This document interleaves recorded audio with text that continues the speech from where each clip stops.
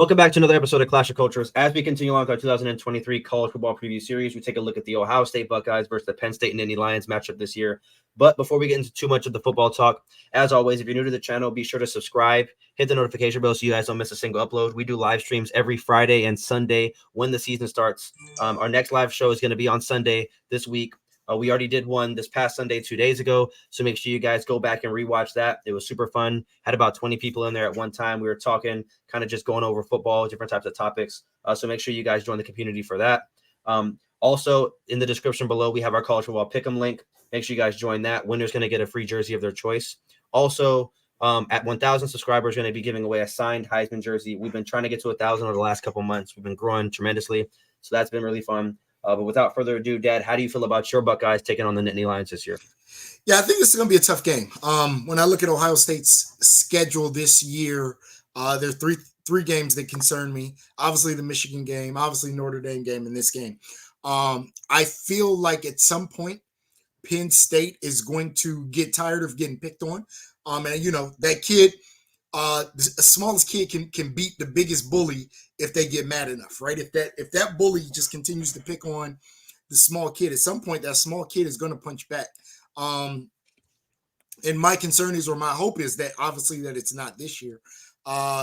We've had decent success against Penn State and James Franklin, but it is always a close game. I think Michigan has had better luck with them.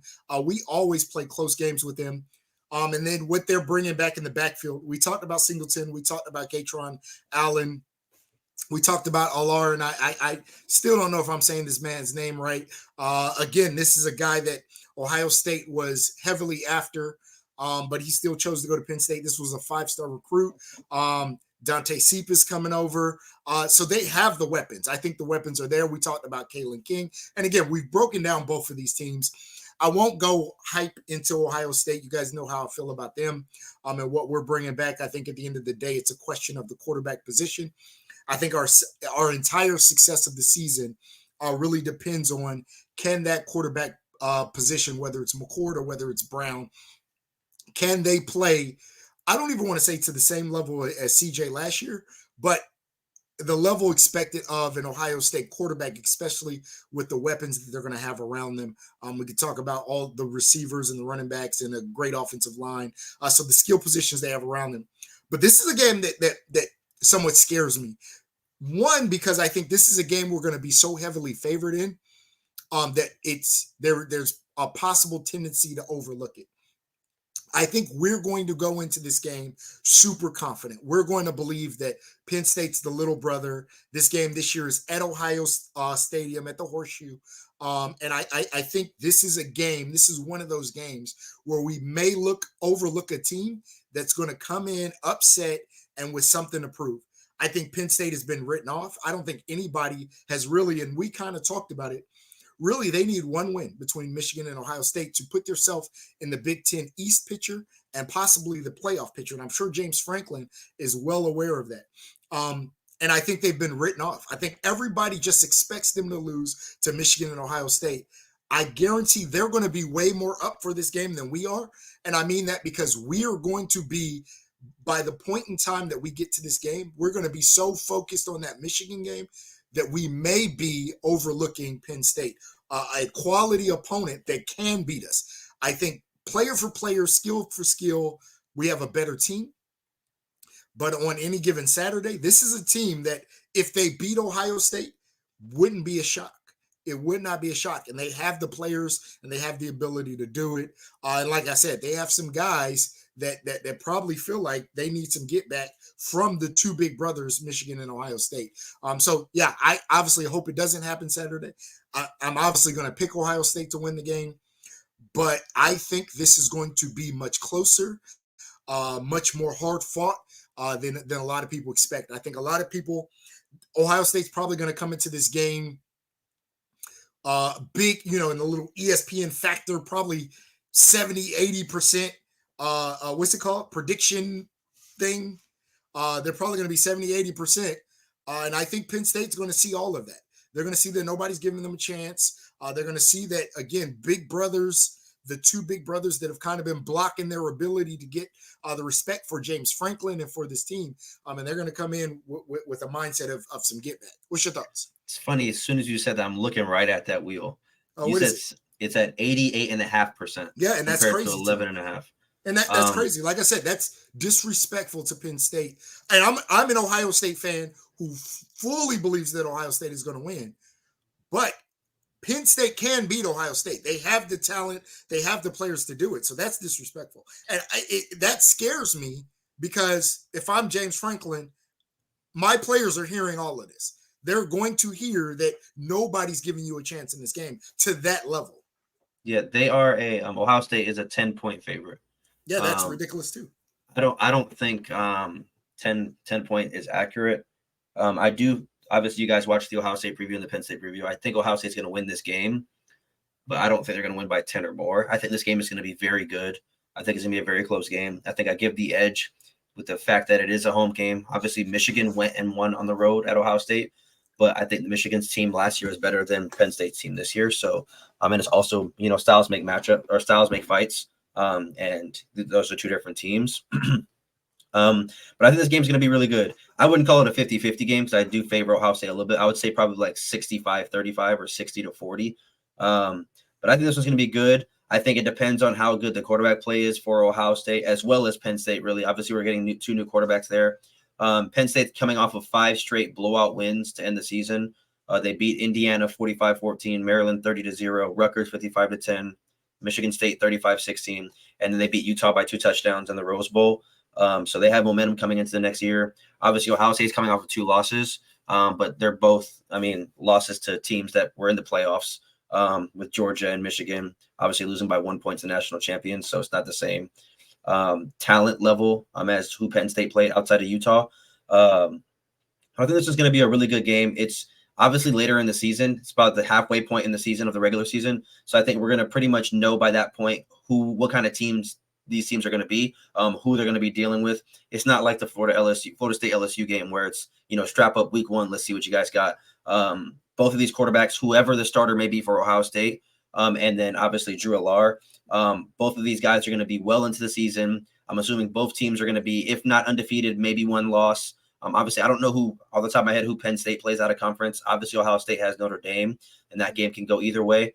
But I would expect both of them to be undefeated, if not 1 loss maximum. So I think this game's going to have huge Big Ten title implications and huge playoff implications.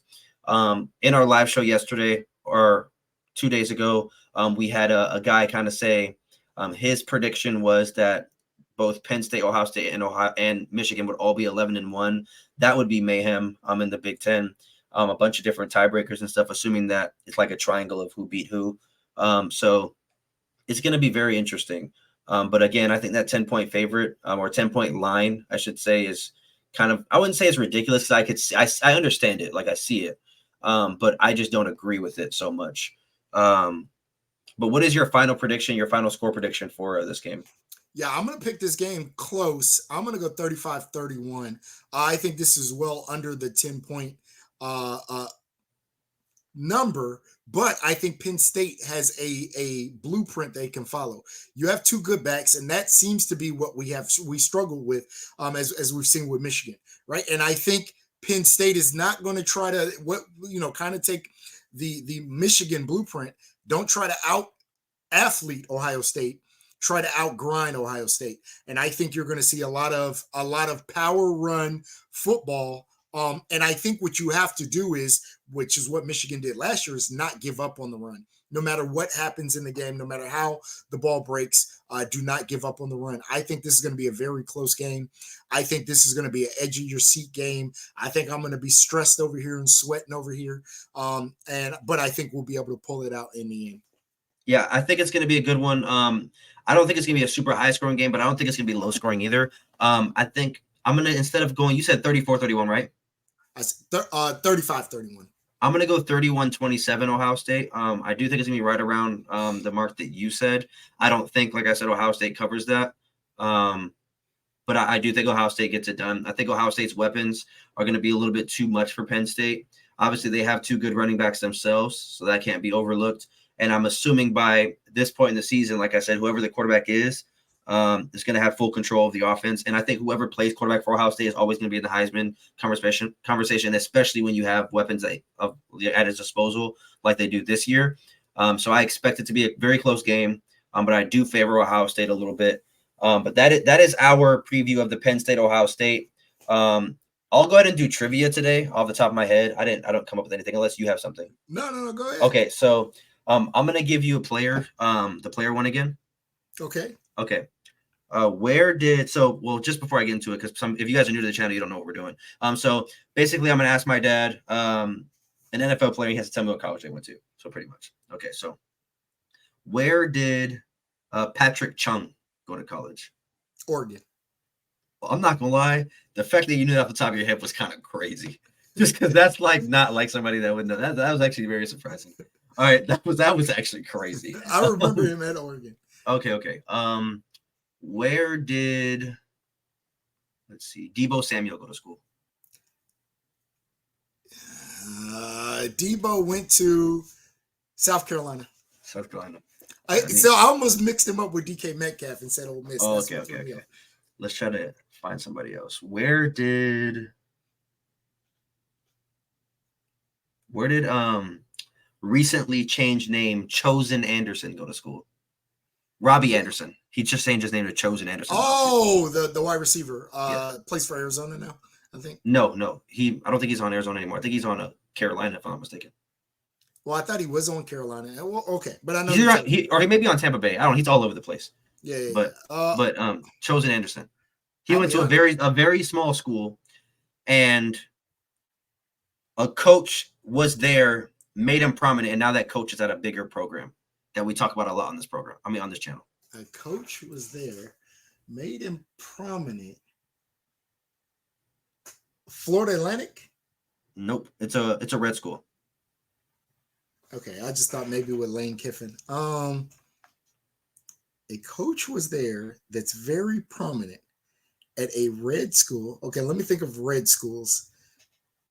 Lincoln Riley. So he's at a big school, right? Yes. I hope that I got this right. Venables is at Oklahoma, yeah. but he was at Clemson forever. What other red schools that's prominent? And the coach is at another red school. So the school I'm talking about is red.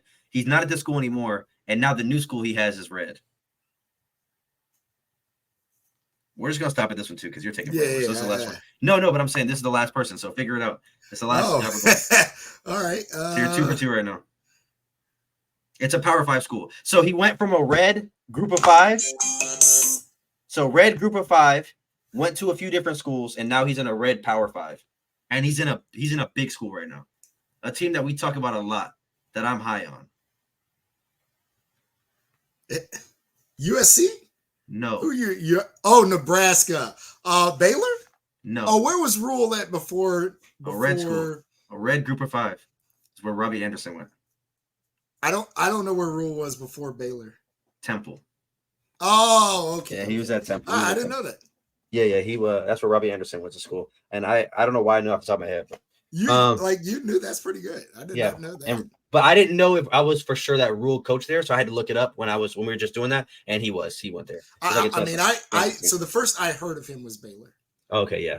But that's gonna do it for our video today. Thank you guys so much for sticking around. Let us know if you knew where Robbie Chosen Anderson went to school. Don't lie. I didn't even know he changed his name. Yeah, he changed his name this offseason. But we will see you guys tomorrow. Again, make sure you guys join the pick'em in the description below. Share to your friends and family. Get us to 1,000 subscribers. And come hang out with us on the live stream this Sunday. Again, when the season starts on the 26th, we're going to have live streams on Fridays and Sundays, highly dependent on you guys and your interaction with us. Last week's live stream was super fun.